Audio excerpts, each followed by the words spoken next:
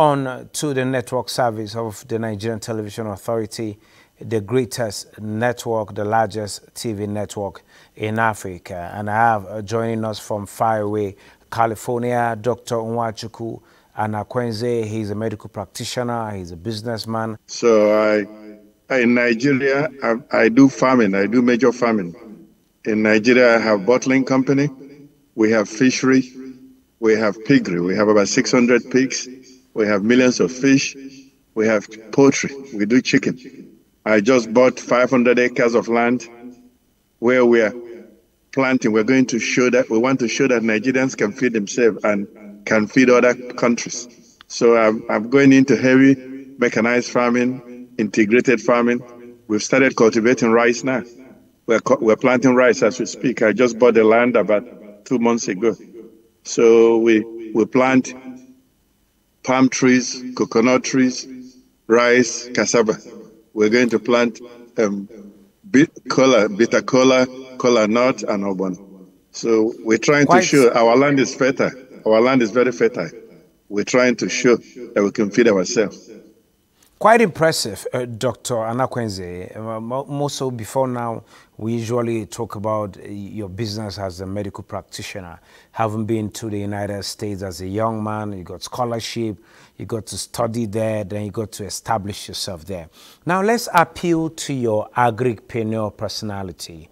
Now you've just mentioned you just acquired a piece of land, 500 acres, that's quite massive, and you're going into integrated farming. And today in Nigeria, we're talking about food security, we're talking about food sufficiency, we're talking about driving away hunger amid the impact of the coronavirus, which not just Nigeria, but other nations around the world are trying to actually recover from. And there's been a lot of initiatives to ensure that Nigeria becomes productive. Traditionally, you know, from your locality, thank God you're a traditional ruler. From your locality, you know that we are used to practicing subsistence farming. And now the conversation around the world is for us to go mechanized, for us to adopt technology in doing this. Being someone who is in California, United States of America, where technology is next door, technology is in front of you, technology is everywhere. What do you think we need to do as a country to ensure that we inject the right knowledge, the right skills, the right technology to boost food production? Let's start from there. First of all, every Nigerian don't need to be going to Abuja and Lagos looking for government work. Everyone should start farming. Even if you live in an apartment or flat, you have some farming where you can hang things in like tomato in a pot, cucumber. You can do it even if you're living in a flat. You don't have to necessarily have mechanized farming like me, but everybody should farm. Everybody should produce food for themselves. Everybody don't need to be looking for government work. Unemployment. You can start something for yourself. Government in America employs less than 1% of Americans. The American government and everything else is private. We should be thinking of private. That's the way to make all Nigerians work. Private sector, the government should get involved in making it easy for business people to start business. Like give them loan, help them get loan, watch them. That's how I started. When I finished being a doctor, they gave me loan to start. That's how I formed my medical group. Nigerian government should help people and monitor it. They must pay the money back. Depending on Nigerian government, to give everybody a job is not going to work. Farming is the way. That's the easiest thing for everybody to do. I'm going into farming completely. Mechanized, animal husbandry, horticulture. I'm going to do everything. Even doing eventual house, I will do that too, but not now. Right now, I'm just focusing on the planting. I have pigs already, and I have chicken, I have fish. I'm doing that. But that's the way to go. For government, talking about government run don't work. In Nigeria, it don't work. Great. Now talking about your call to action, talking about we don't have to wait for the resources to get to go into mechanized farming just the way you're about to go, but for everybody should have a garden around the house. That initiative also being championed by the wife of the President of the Federal Republic of Nigeria, Oluremi Tinubu. She's championing, and not just championing the garden by the house, or let's say by women, but also they are going to be rewarded for whoever engages in it. That aside, now looking at the West and how agriculture is being practiced, we are having GMOs, talking about genetically modified some of those organisms. How can that be compared to the natural production of what we do in Nigeria? How healthy is this? Conversations have been ongoing. Enlightenment is being brought to our doorsteps, but we need to get to know more from people who are practicing it.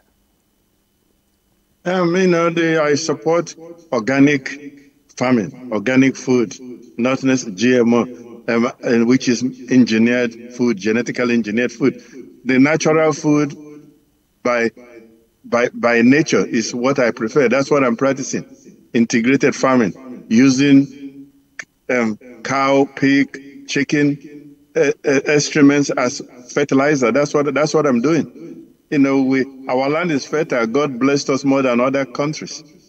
We have good land. We have rain. Here in California, you'll be happy if you have rain one day in a year. People, they pray here just to have rain. In Nigeria, you have rain more than half of the year. God blessed us more than all the other countries. And God gave us resources more than other countries. We have iron, gold, silver, diamond, gas. Others don't have it. Japan don't have anything. But they import it all from Nigeria. Chinese import cassava from Nigeria. Don't you know cassava alone can make 1,000 chemical products? And they sell it back to us. What is wrong with us? Now the question is, you just asked the same question, what is wrong with us? I just came off from a particular conversation with the African Development Bank where Nigeria is being supported to fast-track agric production, the full agric chain, but basically on food production. And we are saying the conversation is that Nigeria is big enough to not just feed itself, but also feed Africa. And Africa is also large enough and has whatever it takes and everything it takes to feed the whole world. What do we need to cover these gaps to ensure that we get to where we need to be? What is fundamentally wrong with Nigeria is bad leadership. I say that all the time, excessive corruption, bad leadership. The typical Nigerian boy or girl is very intelligent. When a typical Nigerian boy or girl comes to America or Europe, they go to the top 5%. Nigerians are doing excellent in America. We are the top 5%. All the football, soccer, basketball, Nigerians are doing our doctors are the top in America. It's only Nigerian factor that's keeping us down. There's nothing wrong with the typical Yoruba, Igbo, Hausa, Fulani, or Bini boy. There's nothing wrong with them. The Chinese, we got independence, the 60s, Chinese got theirs in 1949. But they have more serious leaders. They are very seriously focused on training their people. And there's less corruption. We are very corrupt. Everybody's going there to do chop chop. You chop, I chop system. That's the Nigerian government system. You chop, I chop. Nobody is dedicated to helping the regular Nigerian boy. Girl, Nigerian people are very intelligent. They can match or defeat any other race in the world. That's so amid all these challenges, Dr. Anakwenze, amid all these challenges, which is the way to go? What opportunities do we have in terms of accessing capital so that we don't get, or the typical Nigerian youth who wants to go into agribusiness doesn't wait for funding or some support or some sort of grant or some one-digit loan from the government, but how can one raise resources to run business, to start production from just little? I mean, there's always the family to support you, but what I want is the youth are trained with skill acquisition. They are trained, and after that, I want the government to guarantee loans. Government don't have the loan. Correct bank. They do it. I was loan. A doctor, I didn't give me loan, and I paid back. But government training Nigerians to acquire skill, and then they monitor you. They don't just give you money in America and they leave you. They have agencies that comes every month and every 2 months, and they see what you're doing, see that you're making progress. It's not like you have like NAFDAC in Nigeria. They have agencies that go around and see what you're doing with the money they gave you. And they have people to train you. They have government agencies have people to train you. Because the way the government makes money in America is by collecting taxes and royalties. That's what Nigerian government should do. The Nigerian government should not run anything. They can any government that run anything fails. Look at Nigerian iron and steel. Since I was born, it's a failure. Look at Nigerian refinery, government run, it's a failure. Nigerian airline is a failure. Nigerian shipping is a failure. It will not work. You need a private man, a woman who's greedy to run something. They will work 18 hours a day. They will work 24 hours a day. And they will not let you steal the money. When you have Nigerian run this, Nigerian run iron and steel and refinery, all they're going there is to steal, to put their family in a job. And they are not competent. And they will just be stealing, chop, chop. That's the Nigerian system. The government needs to get away from that. The government can take maybe 10%. In trying to get away from that, just like you said, the present administration did not just promise during the campaign, electioneering campaigns, but have fulfilled the promise of introducing the student loan fund, which is being executed now as it were. Now from the Nigerian model, you haven't been a beneficiary from the same system in America where it works better. What do you think the Nigerian government can learn? What leave can we borrow from what is practiced in America for it to work and succeed in Nigeria? All the Nigerian government needs to do, they build road, they supply water and power. And then they have people to educate the people on the business practices. They don't need to run anything. And then help them get loan. Then Nigerian government will just sit back collecting taxes and collecting royalties. In America, the government only owns post office and the army. That's it. That's all they own. But if you give private person training, they will be making money for you like machine. That's what they have to do. But government run Nigerian Airways is a failure or is going to be a failure. Nigerian run iron and steel is a failure and it's going to be a failure. Nigerian run refinery is a failure, and if you have a private person own refinery in Nigeria, it will succeed immediately.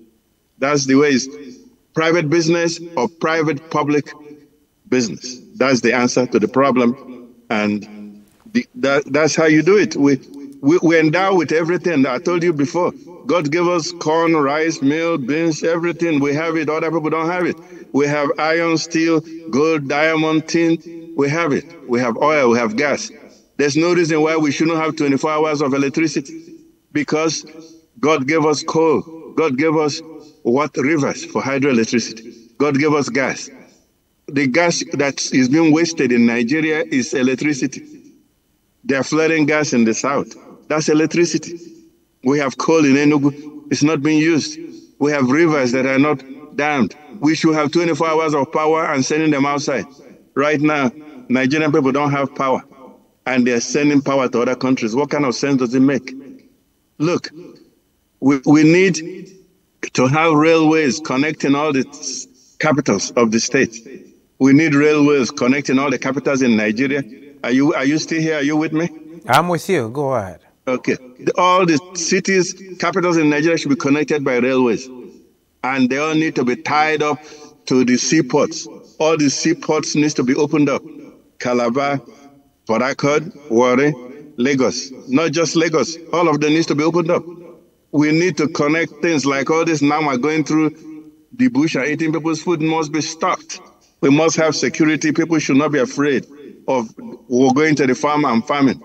We should have the trains carry the namas to the capitals of the state and bring them overnight, and then you kill them and eat them.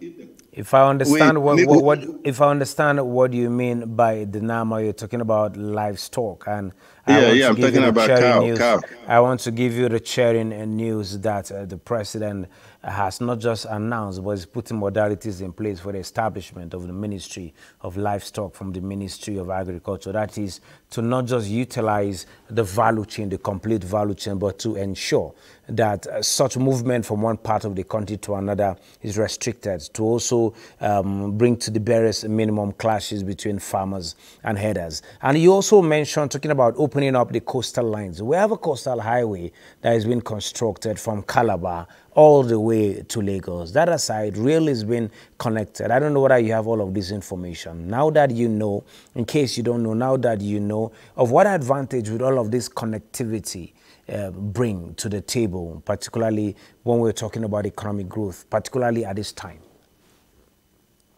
We have to make things and ship out. If we don't make things and ship out, your GDP is zero, gross national product. That's why Naira is falling down and dollar is rising. You have to make cars and ship out. You have to make computers. You have to make tires. You have to make batteries. You have to make things. If you are not making things and shipping them out, you are not going anywhere. The Naira will be dropping and dollar will be rising. You have to. We have those things already. We have everything to make tires. Why can we not supply the whole world with tires? We have rubber. When I was small in there, that's where I was born. We have rubbers. We have petrochemical products. We have enough to bombard the world with tires, batteries, cars. Innocent makes motors in Nigeria. We need to support our own people. We must make things and ship them out.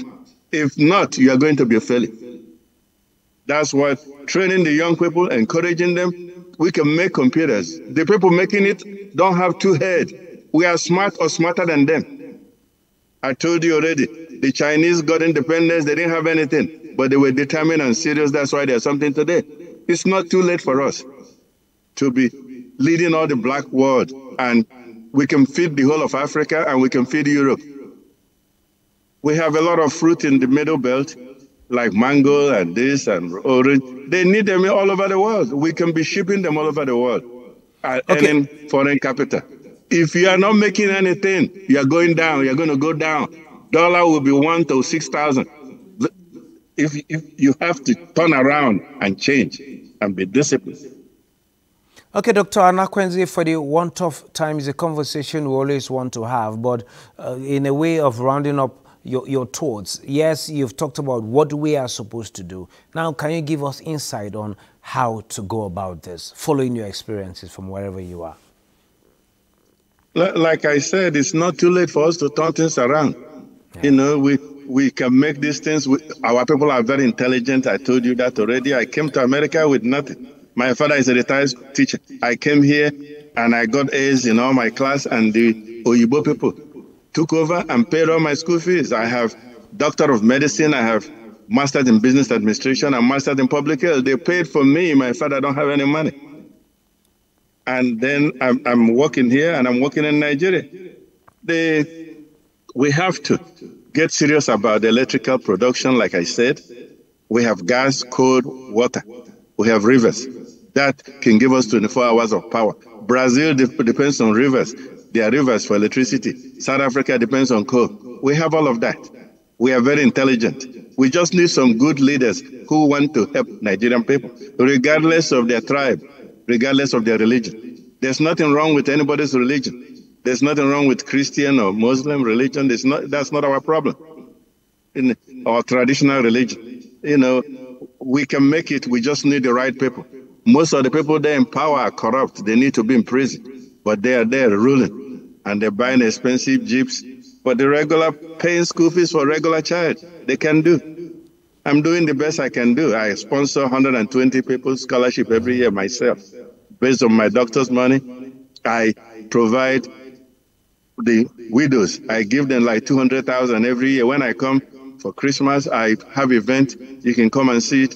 I give them 200, 300,000 to help them start selling onions, tomatoes, something. I do that. And I do medical. I provide free medical for people there.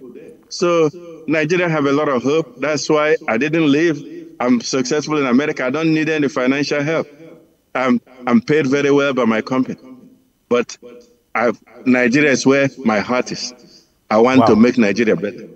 Wow, thank you. That is Dr. Nwachukwu Anakwenze all the way from California. And the call to action there is for every Nigeria to contribute his own quota in growing Nigeria and making Nigeria great. I'm talking about agriculture. Dr. Anakwenze says you need to start something at your backyard. Even if it is your flat, hang that piece of tomato, hang whatever product you need to consume as foodstuff in your environment. Thank you so very much, Dr. Nwachukwu Anakwenze, for sharing your thoughts with us at this particular point in time. This is an ongoing conversation. We'll soon connect with you for yet another insight on how to grow Nigeria and make Nigeria greater. Thank you, Dr. Anakwenze.